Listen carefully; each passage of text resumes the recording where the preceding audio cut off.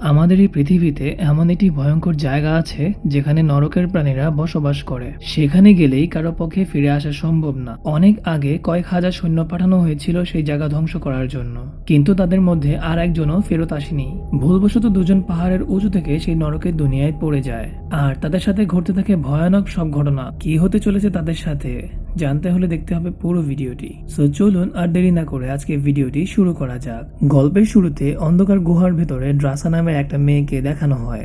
সে গত 7 দিন ধরেই এই গুহায় অবস্থান করছিল। তার হাতে একটি স্নাইপার ছিল। অবশেষে তার প্রতীক্ষার অবসান ঘটে। এখান থেকে কিছু কিলোমিটার দূরে একটা এয়ারপোর্টে প্লেন ল্যান্ড করছিল। দেশের প্রেসিডেন্ট যখনই প্লেন থেকে বাইরে আসে, সাথে সাথে ড্রাসা তার স্নাইপার দিয়ে গুলি করে প্রেসিডেন্টকে মেরে ফেলে।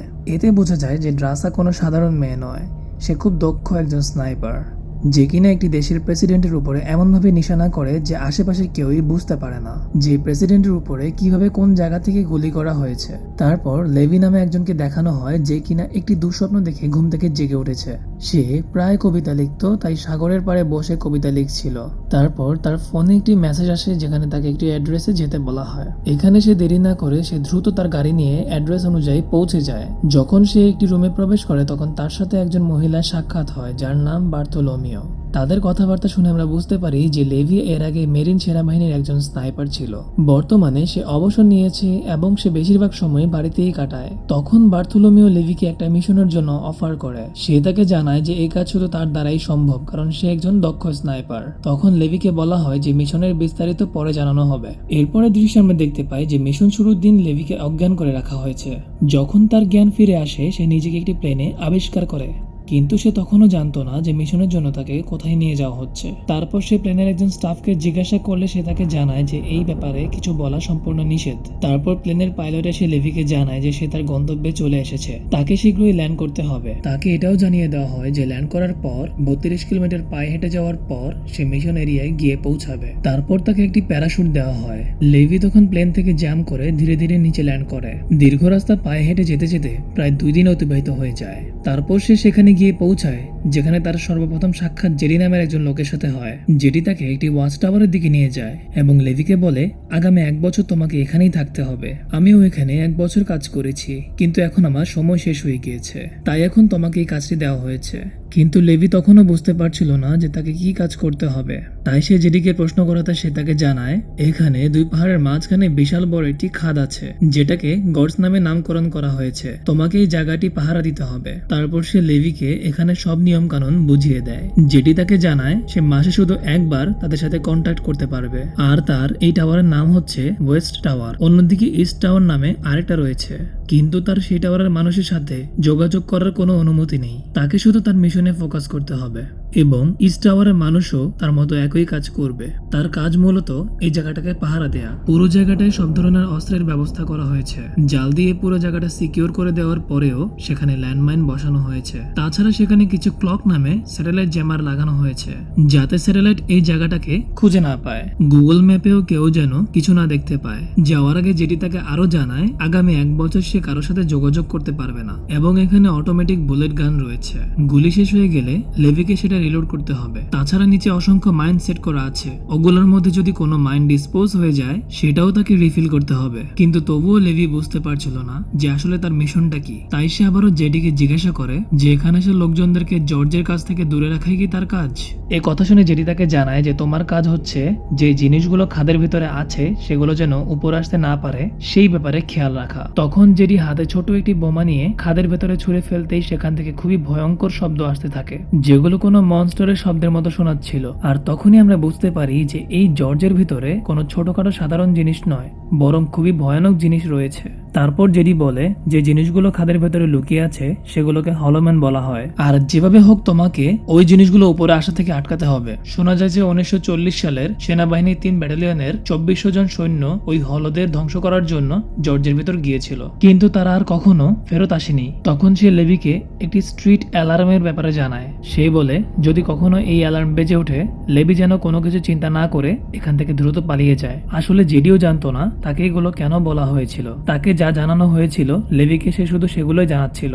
কথা বলতে বলতে এক পর্যায়ে দুজনের নজর পড়ে পূর্ব দিকে টাওয়ারের উপর। তাদের মতো সেখানেও বদলি হয়ে নতুন কাউকে আনা হয়েছে, কারণ আগের জনের 1 বছর পার হয়ে গেছে। তারপর জেডি লেভিকে খাবারের ব্যাপারে বলে তাকে এখানে পুরো 1 বছরের খাবার দেওয়া হয়েছে, কিন্তু যদি তার ইচ্ছা হয় তাহলে সে স্বীকারও করতে পারে। তারপর থেকে এটাও খোলাসা করে জানানো হয় যে এই জায়গাটা গত 75 বছর ধরে এখনো গোপন রয়েছে। কেউ এটার ব্যাপারে কিছুই জানে না, তাদেরকেও এই ব্যাপারে সবকিছু গোপন রাখতে হবে। সবকিছু বুঝিয়ে দেওয়ার পর জেডি লেভিকে বিদায় জানিয়ে তার বাসা যাওয়ার উদ্দেশ্যে রওনা দেয়। নির্দিষ্ট স্থানে যাওয়ার পর একটা হেলিকপ্টার জেডিকে নিতে আসে। একটি দড়ি ফেলে জেডিকে হেলিকপ্টারে উঠানো হচ্ছিল। সেখানে উপস্থিত এক অফিসার সর্বপ্রথম তার আইডেন্টিটি ভেরিফাই করে নিশ্চিত হয়, তারপর জেডিকে শুট করে সেখানে মেরে ফেলে। এবার হয়তো আপনারা বুঝতে পেরেছেন এই জায়গাটা কতটা সিক্রেট। এখান থেকে কেউই বাইরে যেতে পারে না, বরং সময় শেষ হলে তাকে মেরে ফেলা হয়। তারপর আমরা লেভিকে দেখতে পাই। তাকে যা করতে বলা হয়েছে সে ওই কাজগুলো তখন করছিল। সে সেখানে থাকা অটোমেটিক বন্দুকগুলোর বুলেট রিলোড করে, তারপরে পুরো এরিয়াটা ভালোভাবে পর্যবেক্ষণ করে। আর এইভাবে দেখতে দেখতে পুরো 1 মাস কেটে যায়। লেভি একটি টেলিস্কোপের মাধ্যমে পূর্বের টাওয়ারটি দেখতে থাকে। সেখানে সে একটি মেয়েকে দেখতে পায়, যেটা আর কেউ না বরং ড্রাসাই ছিল, যাকে আমরা সিনেমার শুরুতে দেখতে পেয়েছিলাম। ড্রাসাকে তার অনেক ভালো লাগে, কিন্তু সে তার সাথে কথা বলার চেষ্টা করে না, কারণ তাদের কথা বলতে কড়াভাবে নিষেধ করা হয়েছে। এইভাবে 2-3 মাস কেটে যায়। ততদিনে ড্রাসা ও লেভিকে সেখানে দেখতে পেয়েছিল। আজকে ড্রাসার বার্থডে ছিল, তাই একাকিত্ব বোধ হওয়াতে আজ সে একটি বোর্ডের মধ্যে লিখে লেভির নাম জিজ্ঞেস করে। লেভিও তাকে বোর্ডের মধ্যে লিখে যে তাদের মধ্যে কথা বলা নিষেধ আছে, কিন্তু ড্রাসা তার কথা না শুনে লেভিকে তার নাম জানায়। লেভিও তখন বেশি কিছু চিন্তা না করে তার নাম বলে দেয়। এভাবে দুজনের মধ্যে বন্ধুত্ব হয়ে যায়। একদিন যখন লেভি জানতে পারে যে ড্রাসা একজন স্নাইপার, তখন সে ড্রাসাকে টেস্ট করার জন্য টাওয়ারে থাকা একটি বোতলে শুট করে। তখন ড্রাসা ও লেভির ওয়াচ টাওয়ারে নিশানা লাগিয়ে শুট করে। তখনই ড্রাসা সেখানে কিছু জন্তুদের দেখতে পায়, যারা সেই খাদ থেকে বেরিয়ে উপরে ওঠার চেষ্টা করছিল। জন্তুগুলো দেখতে ভীষণ অদ্ভুত মনে হচ্ছিল, মনে হচ্ছে মানুষ এবং গাছের সংমিশ্রণে এগুলো তৈরি হয়েছে। ড্রাসা লেভিকে ইশারা দিয়ে কিছু বোঝানোর চেষ্টা করে। তারপর লেভি জন্তুগুলোর উপরে ফায়ারিং করতে থাকে, কিন্তু জন্তুগুলোর সংখ্যা অনেক বেশি হওয়ায় ড্রাসাও তাকে সাহায্য করার জন্য ফায়ারিং শুরু করে দেয়। এই সম্পূর্ণ জায়গাটা হাইলি ফর্টিফাইড। এখানে অটোমেটিক টারেন্ট রয়েছে। এত কিছু থাকার পরেও কিছু শক্তিশালী জন্তু, যাদের আরেক নাম হলোম্যান, তারা উপরে উঠে আসে। তখন একটি মনস্টার ড্রাসার টাওয়ারে উঠে পড়ে, যেটা দেখতে অর্ধেক মানুষ এবং অর্ধেক জন্তুর মতো ছিল। ড্রাসা সে মনস্টারকে তাক করে গুলি করে, কিন্তু কোনো লাভ হয় না। ভয়ানক এই জন্তুটি ড্রাসার দিকে এগোতে থাকে। তখন লেভি সঠিক সময় শুট করে জন্তুটাকে মেরে ফেলে এবং ড্রাসাকে বাঁচায়। অনেকক্ষণ যুদ্ধ করার পর তারা হলোম্যানদের আটকাতে সক্ষম হয়, তবে মাইন্ড ব্লাস্ট হওয়ার কারণে ড্রাসা কিছুটা আহত হয়েছে। পরের দিন সকালে লেভি ল্যান্ডমাইন গুলো ঠিক করছিল, তখন খাদ থেকে একটি ড্রোন উঠে আসে। তারপর ড্রোনটি উড়ে সেখান থেকে চলে যায়, কিন্তু ড্রোনটি যাওয়ার আগে লেভি এবং ড্রাসা সেটাকে দেখে ফেলে। কিন্তু তারা বুঝতে পারছিল না যে আসলে এটা কি হতে পারে। এভাবে আরো কয়েক মাস কেটে যায়। তখন ফেব্রুয়ারি মাস চলছিল। লেভি একদিন দেখতে পায় ড্রাসা মন খারাপ করে বসে আছে। আসলে সেদিন 14ই ফেব্রুয়ারি ছিল। এই দিনটায় ড্রাসার বাবা বলেছিল আত্মহত্যা করবে, তাই সে এটি ভেবে কান্না করছিল। ড্রাসাকে আপসেট দেখে লেভিরও খারাপ লাগছিল। সেও অনেকদিন এখানে থেকে প্রায় বিরক্ত, তাই সে ড্রাসার টাওয়ারে যাওয়ার সিদ্ধান্ত নেয়। তাই সে তার আরপিজির মধ্যে যেখানে মিসাইল রাখা হয় সেখানে একটা রশি বেঁধে দেয়। ড্রাসা তখন তাকে এসব করতে দেখে ফেলে, কিন্তু সে বুঝতে পারছিল না লেভি আসলে কি করতে চাইছে। তারপর লেভি পূর্বের টাওয়ারের দিকে মিসাইলটি ছেড়ে দেয়। এইভাবে ড্রাসার কাছে রশিটি এসে পৌঁছায়। তারপর সেই রশিটিকে একটি গাছের মধ্যে বেঁধে দিলে এর মাধ্যমে লেভি ড্রাসার কাছে চলে আসে। ড্রাসা লেভিকে কাছে পেয়ে অনেক খুশি হয়ে যায়। তারপর তারা দুজন একসাথে ডিনার করতে বসে এবং অনেক গল্প করতে থাকে। লেভি ড্রাসাকে জানায় সে তার জন্য একটি কবিতা লিখেছে। তখন ড্রাসা কবিতাটি শুনতে চায়, কিন্তু লেভি তখন বলে যখন আমরা এখান থেকে চলে যাব তখন সেই কবিতাটি তাকে শোনাবে। সকাল হতেই লেভি এখান থেকে টাওয়ারে ফিরে যাওয়ার প্রস্তুতি নেয়। মাঝামাঝি যাওয়ার পর সে দেখতে পায় কিছু মনস্টার টাওয়ারের উপর ওঠার জন্য চেষ্টা করছে, কিন্তু সেখানে মাইন বসানো থাকায় সেটা অ্যাক্টিভ হয়ে বিস্ফোরণ হয়, যার ফলে লেভির রশিটি আগুনে পুড়ে ছিঁড়ে যায় এবং সে খাদের ভিতরে পড়ে যায়। এদিকে ড্রাসাও এসব দেখে দ্রুত তার প্যারাশুট ও জিনিসপত্র নিয়ে কোনো চিন্তা ভাবনা না করে খাদের ভেতরে লাফ দেয়, কিন্তু তার ল্যান্ডিংটা খুবই বাজেভাবে হয়, যার ফলে তার ব্যাগ থেকে অ্যাসেন্ডার অর্থাৎ যেটা দিয়ে তারা পুনরায় উপরে উঠে আসবে সেটা হারিয়ে যায়। অনেক কষ্টে সে নিজেকে বাঁচিয়ে কিনারায় চলে আসে। এদিকে লেভি, যে কিনা একটি গাছের মধ্যে ঝুলেছিল, হঠাৎ সেখানে অনেক বড় একটি পোকা এসে তাকে আক্রমণ করে। সাথে সাথে লেভি নিচে পড়ে যায়। সেখানে গাছের শিকড় থেকে বড় বড় সুচালো দাঁতের মতো বের হয়ে আসছিল, যেগুলো লেভিকে ঝাপড়ে ধরেছিল খাওয়ার জন্য, কিন্তু সেগুলো তার কোনো ক্ষতি করার আগেই ড্রাসা সেখানে এসে লেভিকে বাঁচিয়ে ফেলে। তারপর তারা এই জায়গাটা দেখতে থাকে। তখন কিছু হলোম্যান ঘোড়ায় চড়ে এসে তাদের উপর হামলা করে দেয়, যাদের দেখতে অনেকটা অদ্ভুত মনে হচ্ছিল, যেন 4-5টা জন্তু একত্রে মিলিত হয়ে এদের সৃষ্টি হয়েছে। লেভি ও ড্রাসা তাদের ভয় না পেয়ে সাহসিকতার সাথে তাদের সাথে লড়াই করতে থাকে এবং তারা একটি হলোম্যানকে সেখানে মেরে ফেলে আর অন্যটি পালিয়ে যায়। মেরে ফেলা হলোম্যানটিকে চেক করার জন্য কাছে যেতে লেভি দেখতে পায় হলোম্যানটি মেরিন সেনাবাহিনীর পোশাক পরা। তখনই লেভি জেডির কথা মনে পড়ে যায়, যে কিনা তাকে বলেছিল বহু বছর আগে মেরিন সেনাবাহিনীর অনেক মানুষ পাঠানো হয়েছিল এই জায়গাটা ধ্বংস করার জন্য, যারা কিনা আর কখনো ফিরে আসেনি। তাহলে তারা এখনো বেঁচে আছে কিভাবে? এই বিষয়টা লেভিকে অনেক চিন্তায় ফেলে দেয়। পুরো জায়গা জুড়ে এক ধরনের হলুদ ধোঁয়া লক্ষ্য করা যায়। এইসব চিন্তা করতে করতে তারা এখান থেকে বের হওয়ার জন্য সামনে এগোতে থাকে। তখন তারা দেখতে পায় মানুষের ভেতর থেকে গাছপালা বেরিয়ে এসেছে। দেখে মনে হচ্ছে এখানে কোনো ভাইরাসের আতঙ্ক ছড়িয়ে পড়েছে। সামনে গিয়ে তারা দেখতে পায় আগে এটি একটি শহর ছিল যেখানে অনেক বাড়ি এবং গাড়ি দেখা যাচ্ছিল। এটা দেখে নিশ্চিত হওয়া যায় যে এর আগে এখানে অনেক মানুষ বসবাস করত। তবে মাটিতে বড় ধরনের ফাটল লক্ষ্য করা যায়, হয়তো এখানে বড় কোনো ভূমিকম্প বা প্রাকৃতিক দুর্যোগ হয়েছিল। যখন তারা সব দেখছিল তখনই সেখানে কিছু হলোম্যান আসা শব্দ পেয়ে তারা একটি চার্চের ভিতরে চলে যায়। কিন্তু চার্চের ভিতরে দৃশ্যটা খুবই ভয়ঙ্কর ছিল। সেখানে অনেকগুলো ডেড বডি পড়েছিল, যারা এই ভাইরাসের ভয়ে নিজেরাই নিজেদের জীবন নিয়ে নিয়েছে। তখন ড্রাসার উপর একটি মাকড়সা আক্রমণ করে, যেটি দেখতে অনেক বড় ছিল এবং মনে হচ্ছিল মাকড়সাটার ভিতরেও ভাইরাস সংক্রমণ করেছে, যার মাথা আবার মানুষের মাথার কঙ্কালের মতো দেখতে। মাকড়সাটি আক্রমণ করার সাথে সাথে তারা এটিকে মেরে ফেলে। কিন্তু তখনই কিছু হলোম্যান সেখানে চলে আসে। তারা চার্চের ভেতর থেকে বেরিয়ে একটি ল্যাবের ভেতর ঢুকে পড়ে এবং দরজা বন্ধ করার পর ভেতরে ঢুকে তারা একটি পুরনো ল্যাব দেখতে পায়। সেখানে একটি ব্যাকআপ জেনারেটর রাখা ছিল।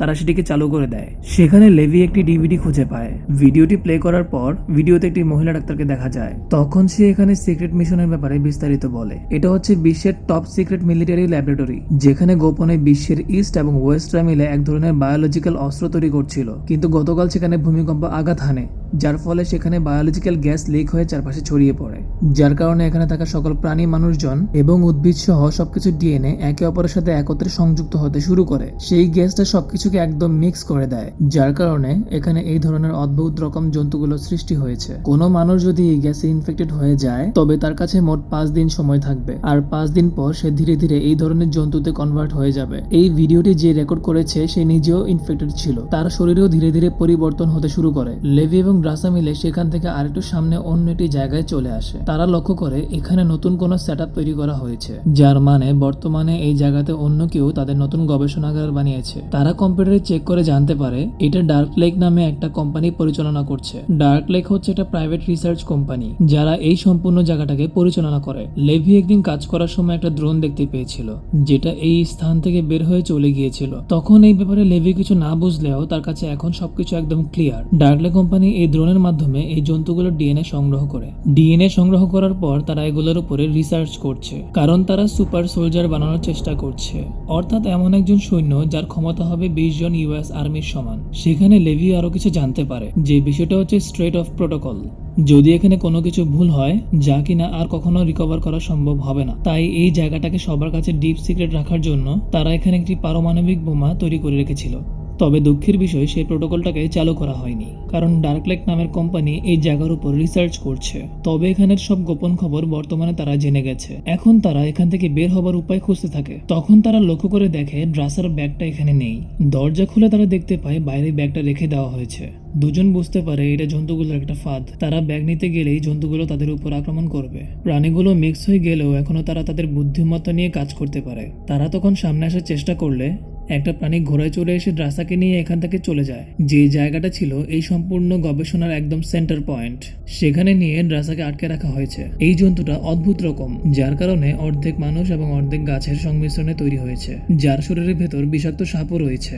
জন্তুটা তখন ড্রাসাকে প্রায় মেরেই ফেলছিল, তবে সময় মতো সেখানে লেভি এসে তাকে বাঁচিয়ে নেয়। একের পর এক গুলি করে তারা সেই জন্তুটিকে হত্যা করে। তারপর তারা সেখান থেকে বের হওয়ার চেষ্টা করে। সেই বায়োলজিক্যাল গ্যাস এই জায়গায় তৈরি করা হয়েছিল, যেটা লিক হওয়ার পর এখানে সবচেয়ে ভয়ানক অবস্থা বিরাজ করছে।